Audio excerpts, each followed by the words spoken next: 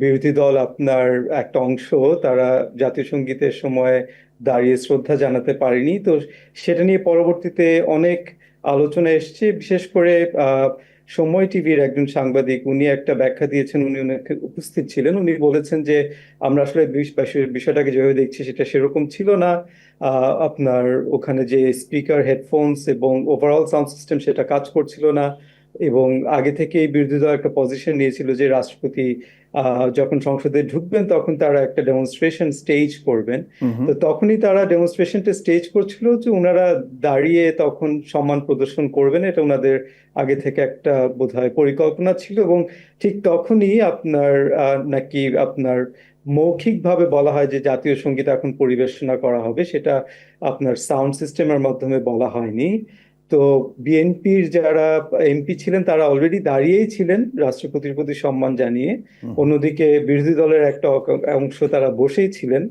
তো যারা হেডফোন ছিল তারা জাতীয় সঙ্গীত শুনেছিলেন, হাসনাত আব্দুল্লাহ এবং অনেকেই তারা দাঁড়িয়েছিলেন। এবং বলা হচ্ছে যে জামাত ইসলামীর একটা অংশ তারা শুনতে পারেনি, তারা বসেছিলেন, তারা পরবর্তীতে উঠেছেন। তো ওভারঅল আমার কাছে মনে হয় যে এই যে পর্যালোচনা, আলোচনা, এটাই একটা গুরুত্বপূর্ণ ব্যাপার। এটা একটা নবসূচনার দিকে ইঙ্গিত করে।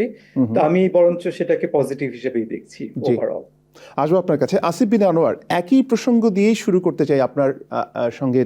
আপনার আপনার যে বিশ্লেষণ সেটি জানতে চাই যে জাতীয় সঙ্গীত ইস্যু নিয়ে যত ধরনের আলোচনা হচ্ছে, যে সমালোচনা হচ্ছে, বিশেষ করে বিরোধী দলের জাতীয় সঙ্গীতের প্রতি শ্রদ্ধা প্রদর্শন না করার যে অভিযোগ, সেটিকে যে ব্যাখ্যা দেওয়া হচ্ছে, বা রুবায়তও একটা টেলিভিশন চ্যানেলের রেফারেন্সে যে ব্যাখ্যাটা দিলেন, আপনি কি কনভিন্স তাতে?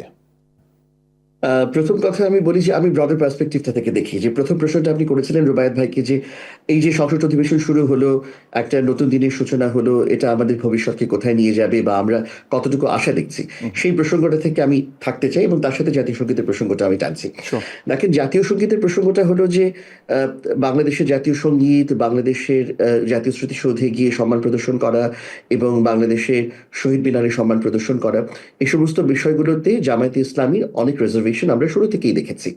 এগুলো এমন নয় যে এটা একেবারেই নতুন কোনো বিষয়ে তাদের কাছে। হুম তবে তাদের সাথে যখন থেকে এনসিপি যুক্ত হয়েছে তখন তাদের আচরণে কিছুটা পরিবর্তন আসতে শুরু করেছে।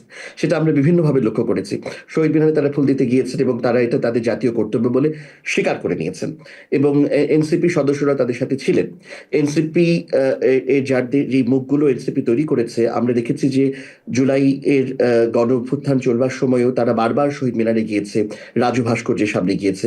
সেগুলোকে সরাসরি জামায়াত ইসলামী অনুমোদন করুক বা না করুক, অন্তত এনসিপির সাথে থাকার কারণে তাদের এই ধরনের বিষয়ে কিছুটা মানসিকতার পরিবর্তন হয়েছে আমরা দেখতে পাচ্ছি। হুম। এবং লক্ষ্য করেছি যে শেষ পর্যন্ত কিন্তু হাসনাত আব্দুল্লাহ তাদেরকে দাঁড়াতে অনুরোধ করার পরে তারা দাঁড়িয়ে জাতীয় সঙ্গীত সম্মান প্রদর্শন করেছে।